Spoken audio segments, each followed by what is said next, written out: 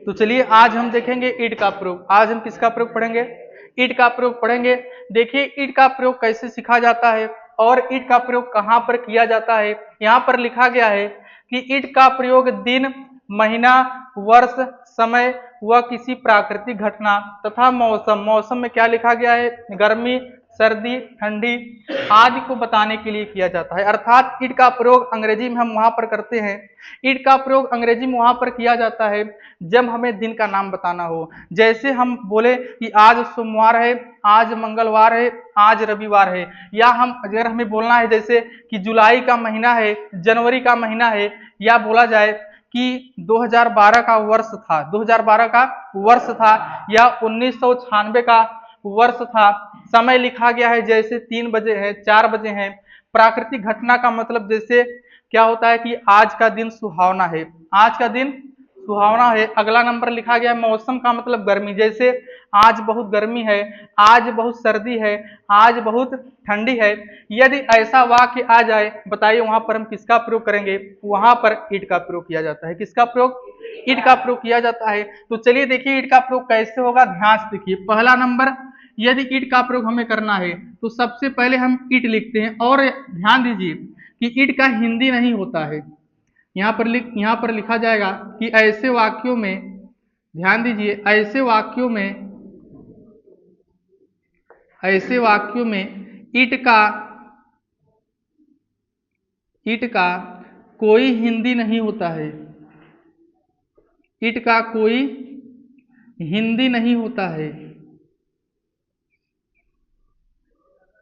ऐसे वाक्यों में ईट का कोई हिंदी नहीं होता है। यदि आप ईट का प्रयोग कर रहे हैं तो ईट का हिंदी नहीं होता है। जिस प्रकार से देयर का हिंदी नहीं होता है। देयर का मतलब जैसे हमने आपको पिछले क्लास में पढ़ाया था, यदि आपको बोल दिया जाए कि विद्यालय है, क्या बोल दिया जाए? जैसे विद्यालय है, यदि पूछ लिया जाए कि विद्यालय है इसका ट्रांसलेशन बनाइए, विद्यालय है इसका ट्रांसलेशन बताइए। विद्यालय का होता है अंग्रेजी में इसका स्कूल, और है का क्या लिखा जाता है? है का इज। यदि विद्यालय है जो बनाएगा स्कूल इज, क्या हो जाएगा? गलत। स्कूल इज नहीं, विद्यालय है मतलब there is school, there is school, there is school विद्यालय है। और ऐसे ही पूछा जाता है कि मेरे गांव में एक विद्यालय है। देखिए क्या पूछा जाएगा कि मेरे गांव में, ध्यान दीजिए, मेरे गांव में एक विद्यालय है, मेरे गांव में एक विद्यालय है। अब देखिए सबसे पहले हम बनाएंगे विद्यालय है, तो विद्यालय है का इंग्लिश क्या हो जाएगा? There is a school. एक विद्यालय है, देयर इज अ स्कूल। अब देखिए मेरे गांव में का इंग्लिश हो जाएगा in my village, in my village, in my village. तो हो गया there is a school in my village, मतलब मेरे गांव में एक विद्यालय। इन मतलब में, माई मतलब मेरा, विलेज मतलब गांव में। तो ऐसे देयर का प्रयोग जैसे किया जाता है, क्या बताइए देयर का हिंदी इसमें कुछ है? नहीं। देयर का हिंदी इसमें भी कुछ नहीं है, देयर का हिंदी इसमें भी कुछ नहीं है। तो देयर और इट इन दोनों का हिंदी नहीं होता है। यहाँ पर लिखा गया है कि ऐसे वाक्यों में इट का कोई हिंदी नहीं होता है। तो आपको याद रखना है जब हम देयर का प्रयोग पढ़ेंगे और इट का प्रयोग पढ़ेंगे तो इट का भी कोई हिंदी नहीं होता है। तो देखिए वाक्य कैसे बनाया जाता है। सबसे पहले हम लिखते हैं इट, क्या लिखते हैं? इट लिखते हैं। उसके बाद हम लिखते हैं इज या वाज, क्या लिखते हैं? या तो इज लिखेंगे या तो क्या लिखेंगे? वाज। यदि अंत में लिखा है तो है का इंग्लिश इज, अंत में लिखा है था तो था का इंग्लिश क्या हो जाएगा? वाज। उसके बाद हम यहाँ पर लिखेंगे टाइम, क्या लिखेंगे? टाइम। यदि दिन है, दिन अगर हो तो वहां पर हम डे का नाम लिख देंगे। जैसे पहले हम दिन पढ़ेंगे, आज पहले हम क्या पढ़ेंगे? दिन। तो यहाँ पर हम लिखेंगे डे। डे का मतलब क्या होता है? दिन। अब दिन में किसका किसका नाम आएगा? जैसे देखिए ध्यान से, जैसे आज, ध्यान से देखिए, आज सोमवार है, आज सोमवार है, तो सोमवार बताइए दिन है ना, कितने दिन होते हैं? 7 दिन होते हैं। तो आज सोमवार है तो सबसे पहले हम क्या लिखेंगे? ईट। अब देखिए है का इंग्लिश इज, अब लिखेंगे सोमवार। डे मतलब दिन, और दिन क्या है हमारा? सोमवार। तो it is Monday, it is Monday. अब जो लिखा रहेगा आज, आज का इंग्लिश होता है टुडे, और आज का अंग्रेजी सबसे पीछे लिखा जाएगा। कहाँ लिखा जाएगा? सबसे पीछे। तो हो गया इट इज, क्या लिखा जाएगा? It is Monday today, it is Monday today. हो गया आज सोमवार है, इट इज मंडे टुडे। अगला नंबर जैसे पूछा जाएगा आज रविवार है, आज रविवार है, आज रविवार है। चलिए देखिए आज रविवार है, अब क्या बनाएंगे? लिखेंगे इट, है का इंग्लिश क्या होता है? इज, रविवार का क्या हो जाएगा? संडे। क्या लिखेंगे? Sunday, it is Sunday. अब आज का अंग्रेजी सबसे पीछे लिखेंगे टुडे। क्या लिखेंगे? टुडे। तो आपको इसी प्रकार यदि दिन लिखा गया है तो सबसे पहले हम इट लिखेंगे, उसके बाद है तो इज, था है तो आज, उसके बाद किसका नाम लिख दीजिए, दिन का ट्रांसलेशन बन जाएगा और ट्रांसलेशन सही हो जाएगा। चलिए जैसे अगला नंबर देखिए, अगला नंबर आज शनिवार है, आज शनिवार है। चलिए आज शनिवार है। अब देखिए इसका क्या हो जाएगा, हम बनाएंगे ईट। क्या लिखेंगे सबसे पहले? ईट। अब है का इंग्लिश इज, तो लिखेंगे ईट इज। अब शनिवार का सैटरडे, क्या लिखेंगे? सैटरडे। हो गया इट इज सैटरडे। अब आज का इंग्लिश क्या लिखेंगे? टुडे। आज का इंग्लिश सबसे अंत में लिखा जाएगा और आज का इंग्लिश होता है टुडे, TODAY। तो आपको इसी प्रकार बनाना है, जैसे आज सोमवार है तो इट इज मंडे टुडे, आज रविवार है इट इज संडे टुडे, आज शनिवार है इट इज सैटरडे टुडे। जैसे अगला नंबर आज शुक्रवार है। चलिए अगला नंबर देखिए, आज शुक्रवार है, आज शुक्रवार है। अब देखिए इसका क्या होगा ट्रांसलेशन, आज शुक्रवार है, शुक्रवार को इंग्लिश में क्या कहते हैं? फ्राइडे। फ्राइडे माने शुक्रवार। लिखेंगे अब सबसे पहले हम लिखेंगे ईट। क्या ईट का कोई हिंदी है इसमें? नहीं, ईट का हिंदी नहीं होगा। है का इंग्लिश इज, इट इज। अब शुक्रवार का क्या लिखेंगे? फ्राइडे। तो हो गया it is Friday, it is Friday. अब आज का इंग्लिश सबसे अंत में टुडे, क्या लिखा जाएगा? टुडे। तो हो गया इट इज फ्राइडे टुडे, आज शुक्रवार है। अर्थात यदि आपको दिन का नाम बताना है तो सबसे पहले हम क्या लिखेंगे? इट, उसके बाद इज, है अगर अंत में है तो इज, था है तो वाज। जैसे कल सोमवार था। देखिए अगला नंबर, जैसे कल सोमवार था, कल सोमवार था। चलिए कल सोमवार था। अब लिखेंगे सबसे पहले हम क्या? ईट। किसका प्रयोग करेंगे? ईट का प्रयोग। सबसे पहले हम लिखेंगे ईट। अब देखिए इसमें इज का प्रयोग हुआ कि वाज का? यदि है तो इज, यदि था है, था का इंग्लिश क्या होता है? वाज। देखिए यहाँ पर है का इंग्लिश क्या होता है का होता है इज, IS। और जो था होता है, था का इंग्लिश होता है WS। और जो आज है, आज का इंग्लिश क्या होता है? टुडे। आज का इंग्लिश TODAY। अगला नंबर अगर कल लिखा है, कल का होता है स्टरडे। क्या होता है? स्टरडे। लिखा गया है स्टरडे, तो यहां पर लिखा जाएगा कल सोमवार था, लिखेंगे ईट। अब चलिए था का इंग्लिश वाज, इट वाज। सोमवार का क्या होता है? मंडे, तो इट वाज मंडे। अब चलिए कल का इंग्लिश क्या लिखेंगे? स्टरडे। तो यहां पर लिखा जाएगा स्टरडे। स्टरडे माने कल। तो यदि आज है तो आज का इंग्लिश टुडे, यदि कल लिखा गया है कल का इंग्लिश स्टरडे। समझ आया ना? तो इसी प्रकार हमें बनाना है। चलिए जैसे अगला नंबर देखिए, अगला नंबर कल रविवार था, कल रविवार था। अब चलिए कल रविवार था तो लिखा जाएगा सबसे पहले किसका अंग्रेजी?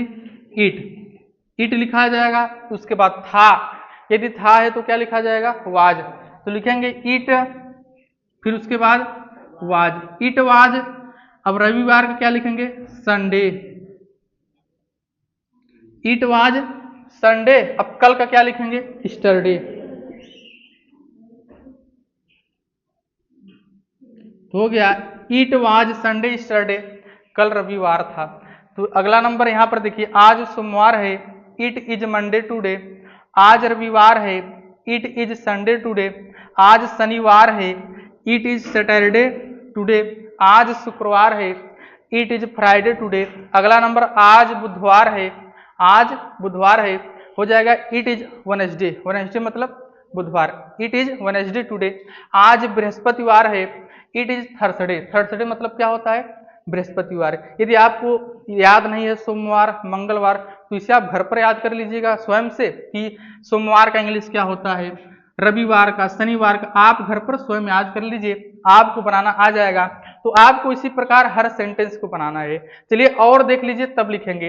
अगला नंबर देखिए, यदि हमें जैसे अगला नंबर बताना हो गर्मी सर्दी ठंडी, जैसे देखिए अगला नंबर यदि हमें जैसे बनाना है कि आज गर्मी है, आज गर्मी है। अब देखिए आज गर्मी है, इसका कैसे बनाएंगे? लिखेंगे जैसे इसका बनाया गया उसी प्रकार इसका भी बनाएंगे। चलिए सबसे पहले हम लिखेंगे ईट। अब है का इंग्लिश क्या लिखेंगे? इज। अब गर्मी का इंग्लिश होता है HOT, हॉट। हॉट मतलब गर्म, मतलब गर्मी। लिखेंगे इट इज हॉट। अब बताइए आज का इंग्लिश क्या होता है? टुडे। हो गया आज गर्मी है, इट इज हॉट टुडे मतलब आज गर्मी है। जैसे आज ठंडी है, अगला नंबर आज ठंडी है। चलिए आज ठंडी है। अब लिखेंगे ईट, उसके बाद इज। अब कोल्ड मतलब ठंडा, कोल्ड मतलब ठंडा, COLD, कोल्ड मतलब ठंडा। और ठंडा जो पीते हैं इसलिए उसे हम कहते हैं कोल्ड ड्रिंक। क्या कहते हैं? Cold drink. कोल्ड मतलब ठंडा, तो कोल्ड से क्या बन गया? Cold drink. कोल्ड ड्रिंक मतलब जो ठंडा हम पीते हैं, अर्थात कोल्ड का मतलब होता है ठंडा। तो इट इज कोल्ड। ठंडी का इंग्लिश क्या लिखेंगे? COLD। It is cold. अब चलिए आज का इंग्लिश क्या होता है? आज का होता है टुडे, TODAY। तो इसी प्रकार हमें इट का प्रयोग करना है। आज गर्मी है, इट इज हॉट टुडे। आज ठंडी है, इट इज कोल्ड टुडे। समझ में आया? चलिए इतना पहले आप लोग लिखिए।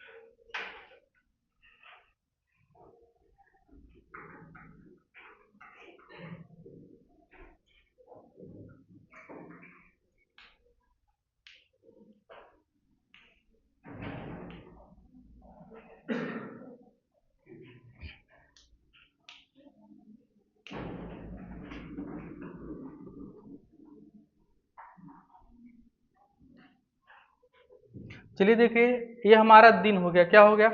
दिन का नाम। दिन 7 प्रकार का होता है, सोमवार, मंगलवार, उसके बाद बुधवार, बृहस्पतिवार, शुक्रवार, शनिवार, रविवार। तो उनका इंग्लिश इसी प्रकार बनाया जाएगा। आज सोमवार है, आज रविवार है, आज मंगलवार है, आज शनिवार है, सभी का इंग्लिश इसी प्रकार बनाएंगे। इट इज मंडे टुडे, आज सोमवार है। आज मंगलवार है, it is Tuesday today. Tuesday का मतलब क्या होता है? मंगलवार। आज बुधवार है, इट इज वेडनेसडे टुडे। आज बृहस्पतिवार है, इट इज थर्सडे टुडे। आज शुक्रवार है, इट इज फ्राइडे टुडे। आज शनिवार है, इट इज सैटरडे टुडे। चलिए अगला नंबर हम देखेंगे महीना। महीना 12 प्रकार का होता है, 12 महीना होता है, जनवरी, फरवरी, इसी प्रकार 12 महीना होता है। यदि महीने का नाम आ गया तो सबसे पहले हम लिखेंगे इट, यहाँ पर डे है तो यहाँ पर क्या कर देंगे हम महीना, तो लिखेंगे इट प्लस लिखेंगे इज, यदि अंत में लिखा है था तो लिखेंगे वाज और प्लस लिखेंगे मंथ। क्या लिखेंगे? मंथ का मतलब महीना, मंथ का मतलब महीना। चलिए देखिए सभी का इंग्लिश उसी प्रकार बनाया जाएगा, अर्थात इट के प्रयोग में इट सबसे पहले लिखा जाएगा, उसके बाद इज या वाज, उसके बाद जो बचेगा उसका इंग्लिश लिखा जाएगा। तो इट प्लस इज या वाज प्लस मंथ। चलिए देखिए जैसे जैसे ध्यान से देखिए कि जनवरी का महीना है, क्या बोला जाएगा? जनवरी का महीना है, जनवरी का महीना है। अब देखिए जनवरी का महीना है, इसका ट्रांसलेशन कैसे किया जाएगा? जनवरी का महीना है तो सबसे पहले हम लिखेंगे इट, क्या लिखेंगे? इट। अब अंत में लिखा है तो है का क्या लिखेंगे? इज। यदि जनवरी का महीना था तो लिखा जाता इट वाज। अब देखिए जनवरी का महीना है, इट इज। अब जनवरी का मतलब जनवरी होता है, जनवरी मतलब जनवरी, तो it is January, it is January. It is जनवरी का होता है JANUARY, जनवरी मतलब जनवरी, तो हो गया इट इज जनवरी मतलब जनवरी का महीना है। और देखिए इसे इसी प्रकार भी बनाया जाता है, कैसे? ऐसे बनाया जाता है it is the month of जनवरी। दो प्रकार से बनाया जाता है, जनवरी का महीना है इट इज जनवरी, जनवरी का महीना है तो इट इज द, जो महीना को क्या इंग्लिश में कहते हैं? मंथ, और का को ऑफ, OF, ऑफ मतलब का। देखिए it is the month of, month मतलब महीना, ऑफ मतलब का, जनवरी का मतलब जनवरी।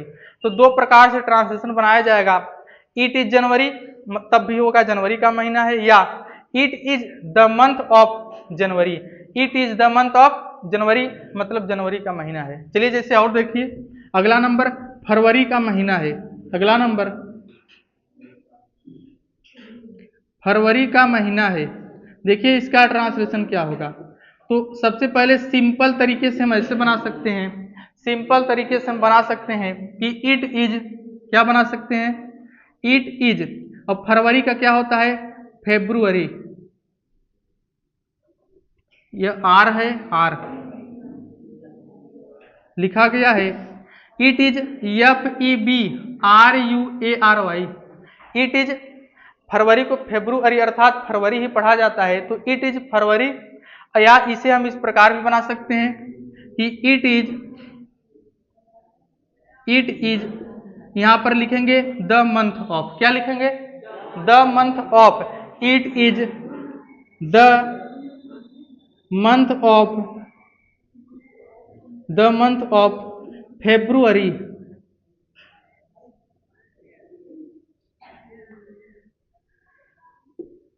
हो गया it is the month of February मतलब फरवरी का महीना है। ऐसे भी सही माना जाएगा और ऐसे भी।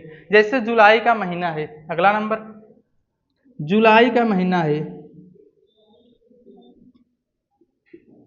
चलिए जुलाई का महीना है, अब देखिए जुलाई का महीना है तो सिंपल तरीके से हम बना सकते हैं। सबसे पहले लिखेंगे इट इज, क्या लिखेंगे? इट इज, जुलाई का महीना लिखेंगे हम जुलाई, तो इट इज जुलाई, JULY, जुलाई मतलब जुलाई, तो इट इज जुलाई, या ऐसे भी बना सकते हैं कि it is the month of July, it is the month of जुलाई। तो हम क्या ट्रांसलेशन बनाएंगे? It is the month of, it is the month of जुलाई। यदि आपके स्कूल में ट्रांसलेशन दिया जाए, आपके स्कूल में ट्रांसलेशन ऐसा पूछा जाए, आप दूसरा नंबर वाला बनाएंगे, क्योंकि यह क्या है, इसमें क्या होता है, जो महीना है, महीना का अंग्रेजी क्या हो जाता है? मंथ हो जाता है, और का ऑफ हो जाता है, अर्थात दूसरा वाला सबसे सही होता है, यह भी सही होता है। ये दूसरा बनाएंगे तो क्या हो जाए, आपका एकदम सही रहेगा। या तो दोनों बना दीजिए, या तो जब बनाएंगे तो यह बना दीजिएगा स्कूल में। यदि स्कूल में पूछा जाएगा आप ये दूसरा वाला बनाएंगे, it is the month of January, it is the month of February, it is the month of जुलाई। चलिए अगला नंबर देखिए, जैसे अगला नंबर मार्च का महीना था, मार्च का महीना था। चलिए मार्च का महीना था, अब इसमें लिखेंगे इट वाज, क्या लिखेंगे, अंत में था है तो लिखेंगे it was, it was March, MARCH, मार्च का मतलब मार्च, तो इट वाज मार्च, मार्च का महीना था। या दूसरे तरीके से ट्रांसलेशन ऐसे भी बनाया जाता है जो सबसे सही माना जाता है, इट वाज लिखेंगे द मंथ ऑफ, क्या लिखेंगे, द मंथ ऑफ लिखेंगे, it was the month of March, MARCH, it was the month of March, मार्च का महीना था। चलिए अगला नंबर देखिए, अगला नंबर दिसंबर का महीना था। चलिए दिसंबर का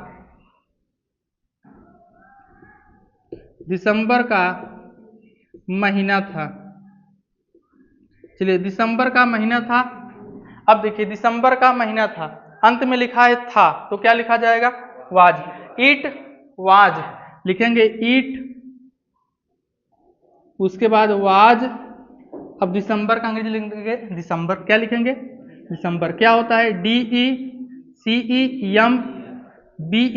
यही होता है दिसंबर का मतलब दिसंबर, तो इट वाज दिसंबर अर्थात इट वाज दिसंबर, दिसंबर का महीना था। ऐसे ही बना सकते हैं इसे, और किस प्रकार बना सकते हैं इसका ट्रांसलेशन, इसमें लिखेंगे द मंथ ऑफ, क्या लिखेंगे, द मंथ ऑफ, इसे हम बना सकते हैं कि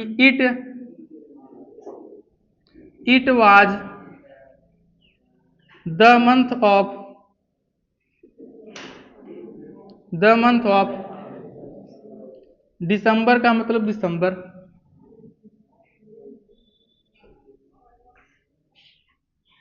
इसी प्रकार क्या हो गया, यदि दिन का है दिन का भी बना सकते हैं, महीने का है दो तरह से बनाएंगे, एक में डायरेक्ट लिखते हैं जैसे जुलाई का महीना है इट इज जुलाई, और बनाएंगे it is the month of July, ठीक है ना। चलिए इतना लिखिए।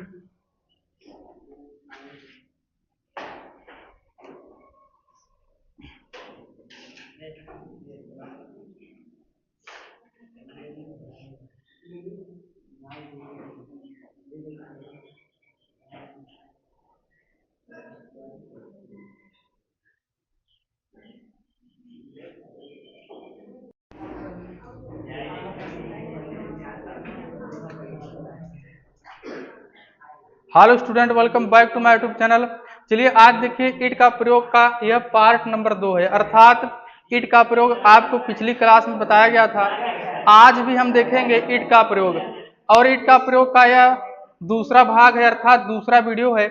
इसमें हम क्या देखिए, पहले वीडियो हमने क्या क्या पढ़ा था, पहले वीडियो हमने पढ़ा था जैसे कि आज सोमवार है तो इसका ट्रांसलेशन हो गया था, इट इज मंडे टुडे, जनवरी का महीना है, it is the month of January, मार्च का महीना था, it was the month of March, आज ठंडी है, इट इज कोल्ड टुडे, आज गर्मी है, इट इज हॉट टुडे, गर्मी का मौसम है, इट इज समर।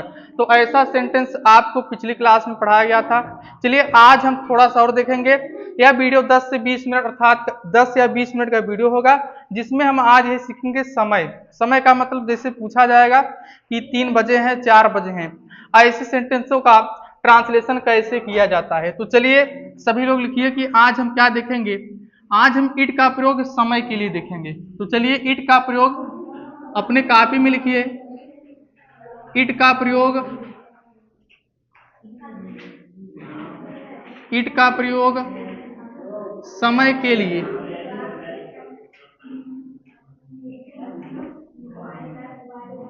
इट का प्रयोग समय के लिए। देखिए इट का प्रयोग समय के लिए कैसे करते हैं, ध्यान से देखिए। समय का मतलब होता है टाइम, समय का मतलब टाइम।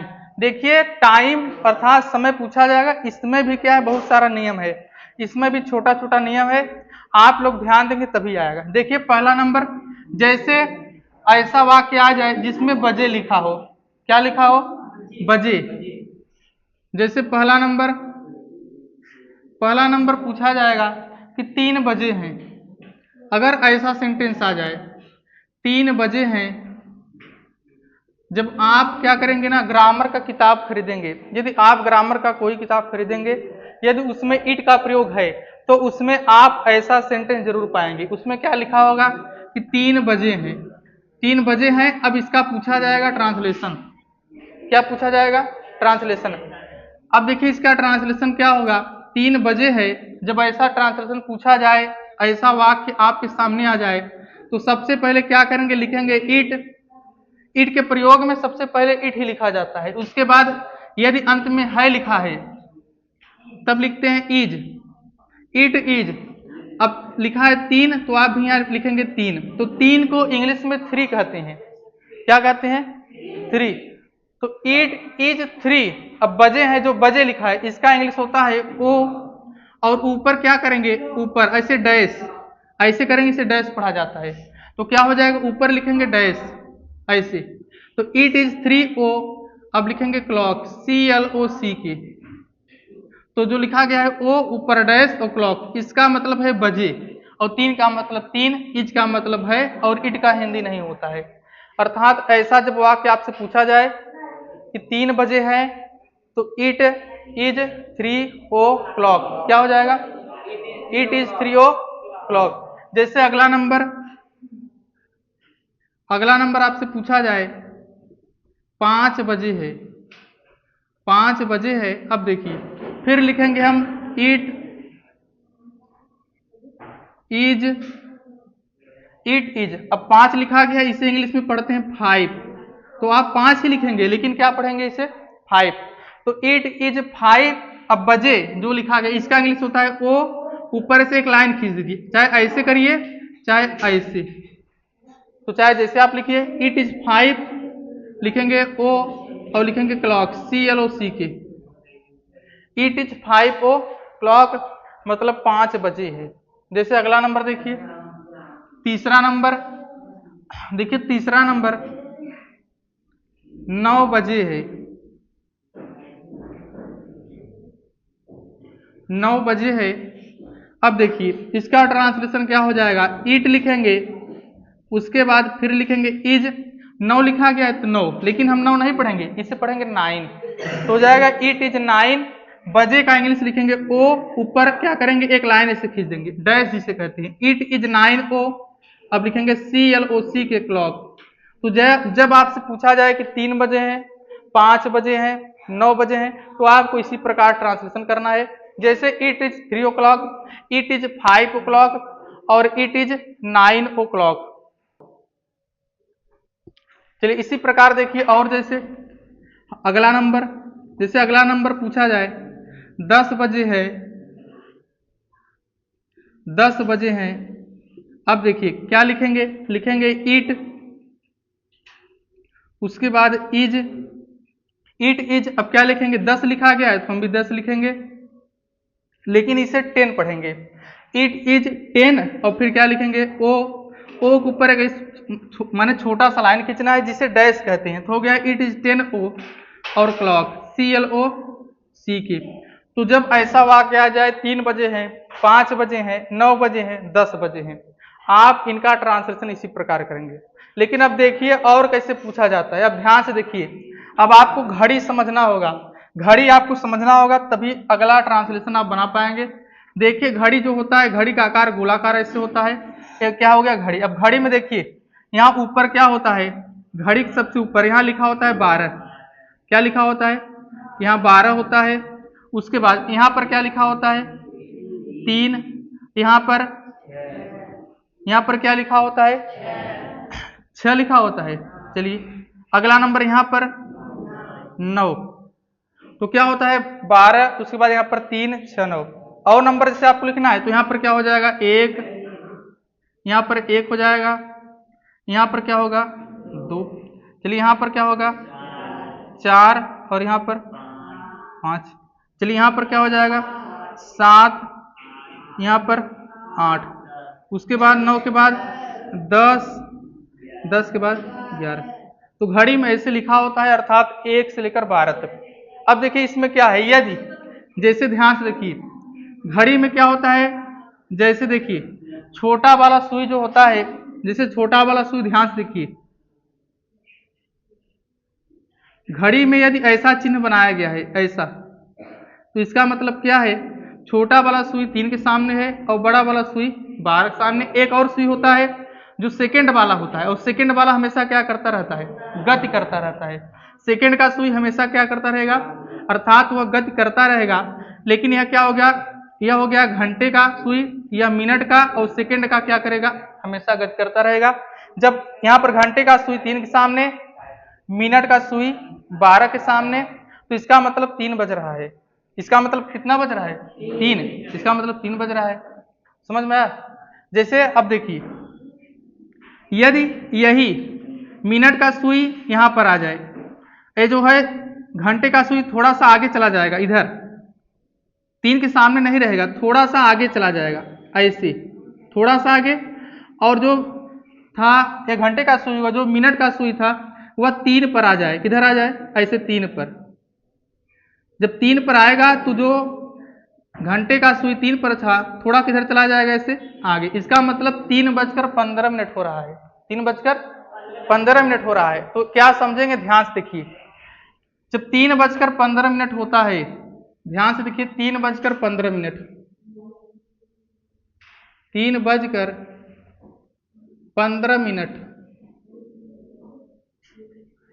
3:15, इसी को हम क्या कहते हैं, इसी को कहते हैं हम, कितना बज रहा है, 3:15 को कहते हैं 3:15। क्या कहते हैं, तो इसी का नाम रखा गया है 3:15, 3:15, इसी का नाम रखा गया है। अब यदि 3 बजने में 15 मिनट बाकी है, 3 बजने में 15 मिनट बाकी है, जैसे देखिए 3 बजने में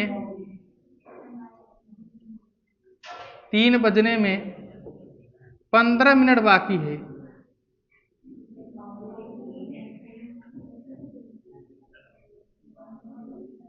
15 मिनट बाकी है। जब 3 बजने में 15 मिनट बाकी होता है तो उससे हम कहते हैं 2:45। क्या कहते हैं, 2:45, 2:45।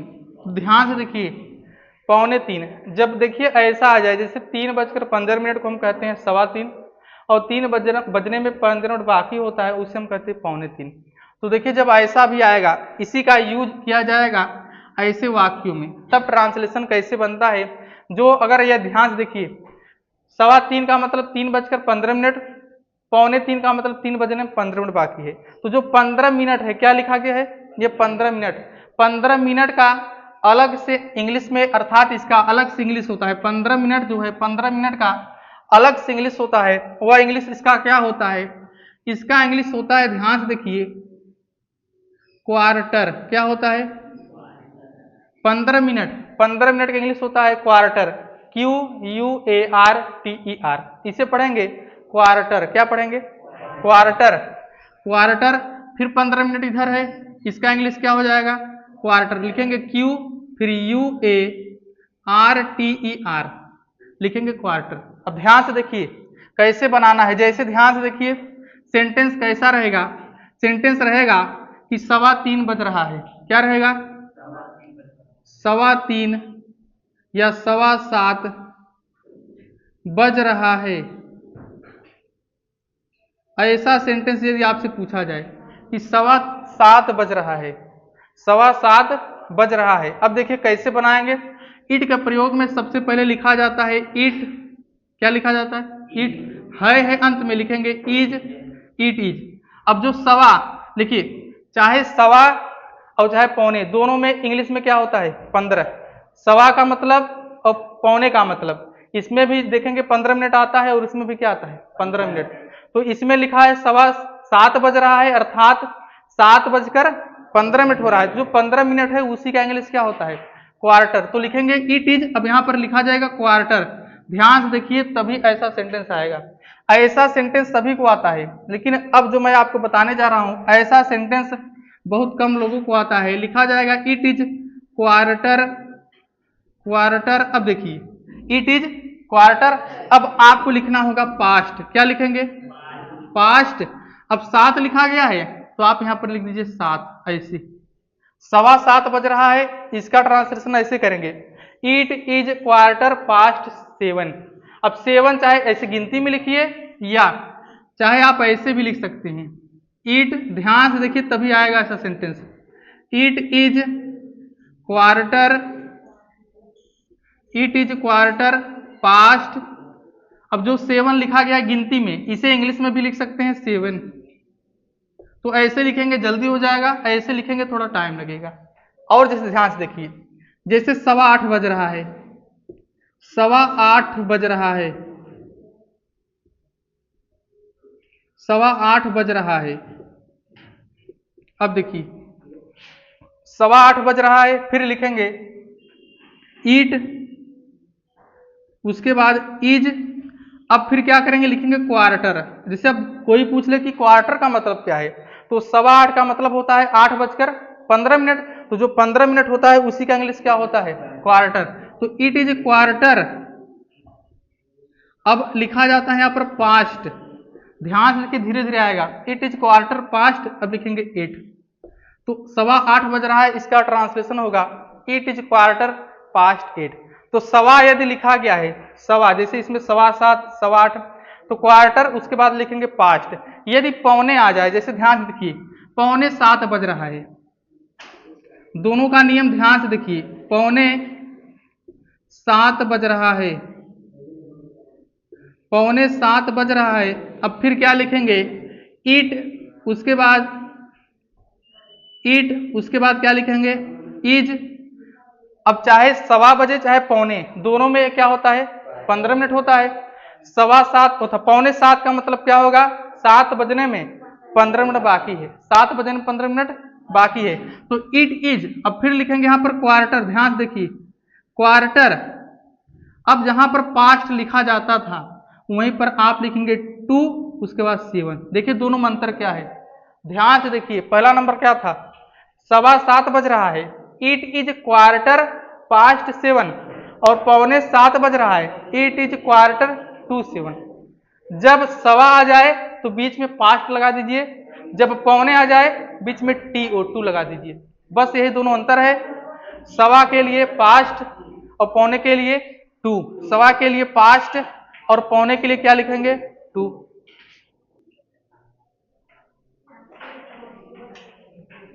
तो देखिए लिखा गया है कि 7:15 बज रहा है, इसका ट्रांसलेशन लिखेंगे इट इज क्वार्टर पास्ट 7। 7:15 बज रहा है, इट इज क्वार्टर पास्ट 8। लेकिन जब वहां पर पौने लिखा हो तो पास्ट के जहां पर पास्ट था उसके स्थान पर क्या लिखेंगे, 2। क्या लिखेंगे, 2। जैसे अगला नंबर 7:45 बज रहा है, 7:45 बज रहा है, 7:45 बज रहा है। अब देखिए क्या लिखेंगे, लिखेंगे इट इज, उसके बाद अब 7:45 का मतलब होता है 8 बजने में 15 मिनट बाकी है। तो 7:45 का मतलब 8 बजने में 15 मिनट बाकी है, जो 15 मिनट है उसी का इंग्लिश होता है क्वार्टर। तो लिखा जाएगा it is quarter, it is quarter, पौने है तो लिखेंगे वहां पर 2। यही लिखा होता कि 8:15, तो क्या लिखते हैं हम, पास्ट। जब सवा रहेगा तो पास्ट लगा दीजिए, और जब पौने रहेगा बीच में 2, तो इट इज क्वार्टर टू, यहां पर लिख दीजिए 8। इट इज क्वार्टर टू 8, तो हो गया 7:45 बज रहा है। चलिए जैसा और सेंटेंस देखिए, इसी पर आधारित और सेंटेंस, जैसे 10:15 बज रहा है, 10:15 बज रहा है,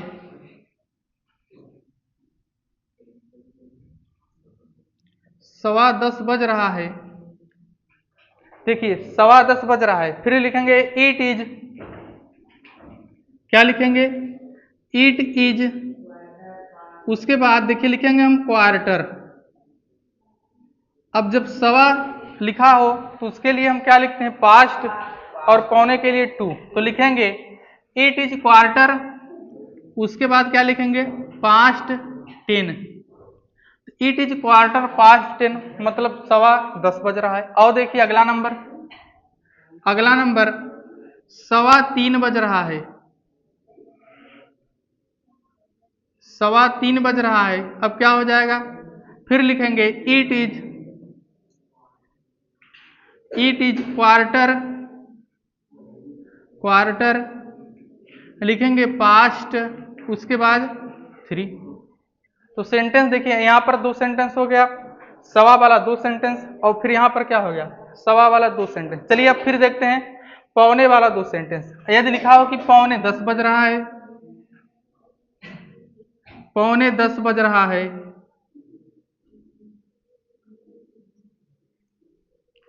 पौने 10 बज रहा है। जब पौने आ जाए तो वहां पर 2 लिखा जाएगा, लिखेंगे इट इज क्वार्टर टू 10। अगला नंबर 2:45 बज रहा है,